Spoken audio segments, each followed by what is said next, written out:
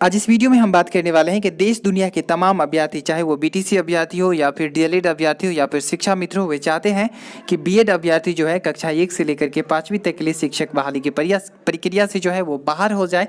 इसको लेकर के फाइनली जो है आपको बता दें, सुप्रीम कोर्ट में आज इस केस की सुनवाई हुई।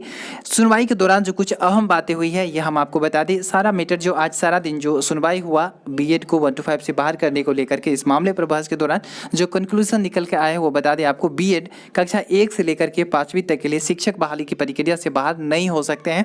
जी हाँ, आपको बता दें बीएड अभ्यर्थी जो है इस भर्ती की प्रक्रिया से वे बाहर नहीं हो सकते हैं। हाँ, फ्यूचर में ये संभव है कि बीएड धारक अभ्यर्थी बाहर हो जाए, लेकिन इसलिए इस भर्ती की प्रक्रिया से बाहर नहीं हो सकते क्योंकि वे पेपर दे चुके हैं।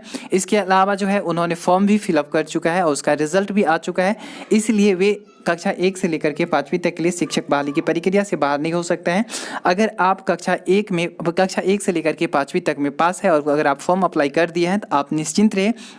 सुनवाई के दौरान आपको बता दें, माननीय जज साहब ने कहा कि जो भी बीएड धारक जो भी जो है बीटीसी अभ्यर्थी थे या फिर शिक्षा मित्र थे या डीएलएड अभ्यर्थी थे, उनसे क्वेश्चन किया गया था, उनके वकील से किया गया था कि आपने जो है एनसीटी और इसके अलावा केंद्र की यूनियन ऑफ इंडिया को पार्टी नहीं बनाया है, तो बीएड का जो एलिजिबिलिटी है उस पर आप प्रश्न चिन्ह कैसे खड़ा कर सकते हैं। माननीय जज साहब ने ये कहा कि एनसीटी और केंद्र की यूनियन ऑफ इंडिया को पार्टी आपने नहीं बनाया है, तो बीएड का जो एलिजिबिलिटी है इस पर आप जो है कक्षा 1 से लेकर के 5वीं तक के लिए इस पर आप जो है सवाल कैसे खड़ा कर सकता है। तो फाइनली आपको बता दी, ये एक अच्छी बात कही है माननीय जज साहब ने। इसके अलावा माननीय जज साहब ने ये भी कहा कि बीएड जो है हायर क्लास अर्थात कक्षा 6 से लेकर के 8वीं तक के लिए जो है पढ़ाने के लिए है, पर 6 माह के ब्रिज कोर्स के बाद जो है 6 माह का ट्रेनिंग के बाद कक्षा 1 से 5 में भी वे आ सकते हैं। जी हाँ, उन्होंने कहा कि BEd is not eligible for primary classes but NCT has said that they will do a bridge course after appointment.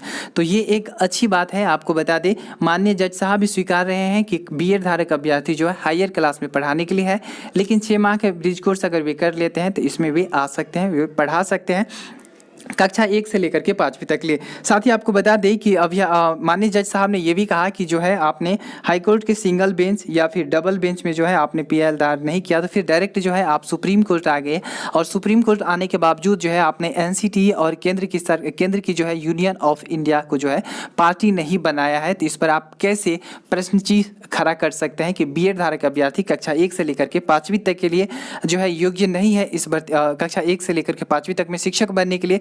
साथ ही उन्होंने माननीय जज साहब ने यह भी कहा, आपको बता दें कि जो है एनसीटी से आपने क्या जवाब मांगा था कि बीएड धारक अभ्यर्थी जो है आप वो कक्षा 1 से लेकर के 5वीं तक के लिए शामिल नहीं करना चाहिए, क्या आपने उन्हें बाहर करने की मांग किया था एनसीटी से?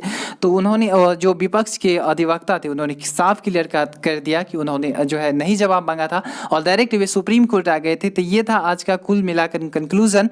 आपको बता दें यहाँ पर कि तमाम जो भी बीएड धारक अभ्यर्थी वो इस भर्ती की प्रक्रिया से बाहर नहीं हो सकते। मैं पहले भी कहते आ रहा हूँ, इस बार भी कह रहा हूँ कि इस भर्ती प्रक्रिया से बाहर नहीं हो सकते हैं।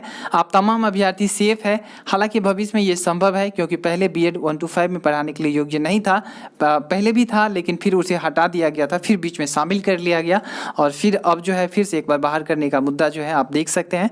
तो आप तमाम अभ्यर्थी सेफ है। वहीं आपको बता दें एस्टेट को लेकर के फाइनली आज पटना हाईकोर्ट में सुनवाई नहीं हो सका है क्योंकि माननीय जज साहब आज जो है पटना हाईकोर्ट में नहीं आ पाए थे। यहाँ पर आप देख सकते हैं, इस वजह से जो है आप तमाम अभ्यर्थी का एस्टेट का भी केस का सुनवाई आज नहीं हो पाया। फिलहाल बीएड को 1 to 5 से बाहर करने का जो मुद्दा है वो कंटिन्यू जारी रहेगा। उम्मीद है केस क्या जो है अगली तारीख जो